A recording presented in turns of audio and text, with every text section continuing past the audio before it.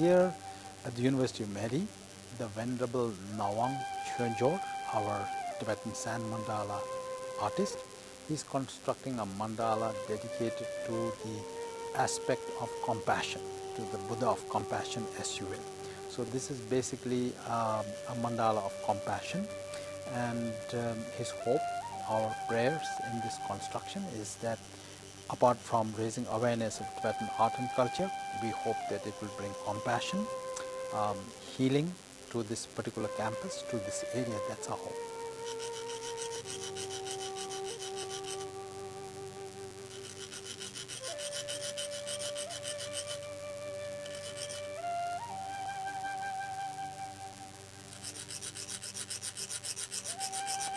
He has this hollow tube, and then he scoops a little bit of sand in the hollow tube, and then the tube, I wish I had brought it here, it has ridges on it.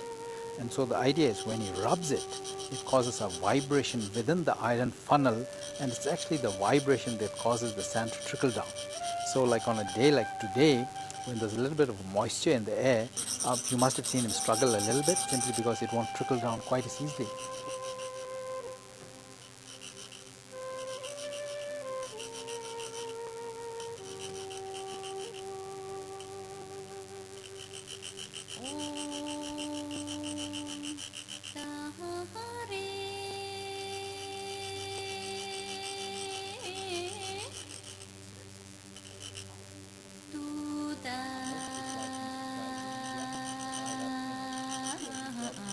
There are special sand mandala tools, if you will. They are called chak pur in Tibetan. Chak is iron, pur is like a cup or cone, so they're just these iron funnels. And Venerable Nawang was telling me that these actually came much later, say like 100 or 150 years, not more than that, whereas the sand mandala as an art form has existed for many centuries before that. And previously Tibetans used to just hold the sand between the thumb and the index finger and do it using their hand. So the chakpurs must have come in very handy. The particular sand that he's using here, it's actually crushed white marble. When he came as a sand mandala artist from India, he tells me he brought sand with him, but of course he ran out of that. And so he had to look for alternative materials that would work for him. Fortunately, he found this crushed white marble coming out of a marble concern out of Ithaca, New York, which works fine. And then he just dyes it the other colors himself. Depending upon where they are on the mandala, the colors have different meaning.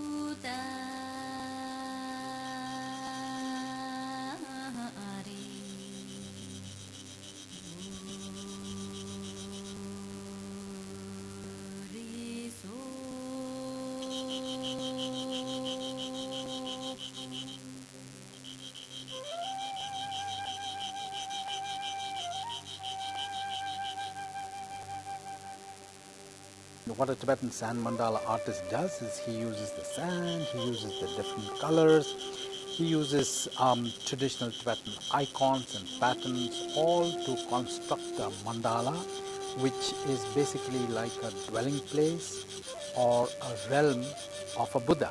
And in this instance, as I explained, he is doing a mandala dedicated to the Buddha of compassion. So through the colors, through the icons, through the Tibetan symbols, he will be portraying the realm of the Buddha of compassion. In it, he will not only have an icon to represent the Buddha of compassion, but he will have 4 other wisdom Buddhas that form a family of Buddhas right in the center. So I don't know how many grains of sand will there be, certainly many millions.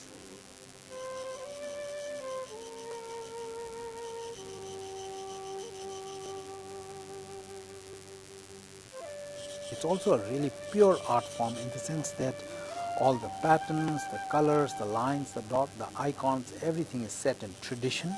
When Venerable Nawang, constructs one, he's shooting for perfection rather than much creativity. So it's been passed down over the generations in a really pure form. The Venerable Nawang Chögyod knows simply because he's been doing it for so many years. He's been doing this for over 40 years. It's his love, it's his passion.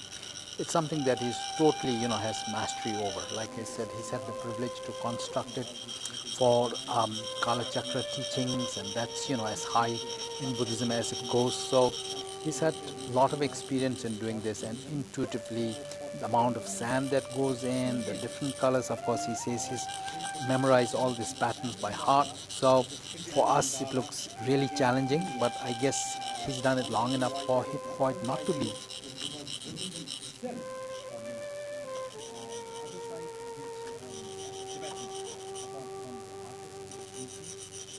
He seems to have all the wonderful qualities needed to be a truly outstanding Sand Mandala artist. Number one, he's got infinite tons of patience, and knowing that his art form is going to be dismantled within a few hours of its completion, knowing that, and to do it over and over again. I know it takes a lot of patience. He has tons of that.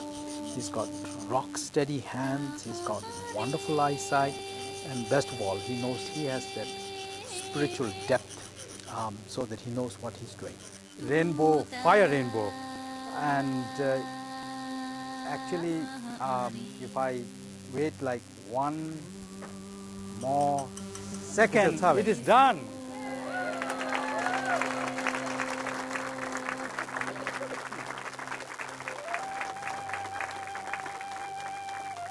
Venerable Nawang himself often repeats it. It's very well received. People absolutely love this art form.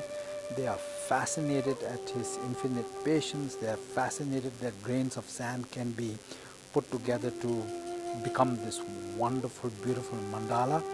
But above all, they are also intrigued and fascinated by the dismantling part. When after 3 or 4 days of construction, when we have the dissolution or the dismantling ceremony, many people ask why. It just doesn't add up, or it doesn't make sense. And all in a really well-meaning way. We've had people on our experience, people offer us money not to have it deconstructed. Some have politely suggested that this spray glue and other forms by which now you can keep it, while we may not have been able to, but we explain to them that it's part of the process of creating a sand mandala, that it is deconstructed, and that the deconstruction allows us to learn a valuable lesson, that everything, no matter how beautiful it is impermanent.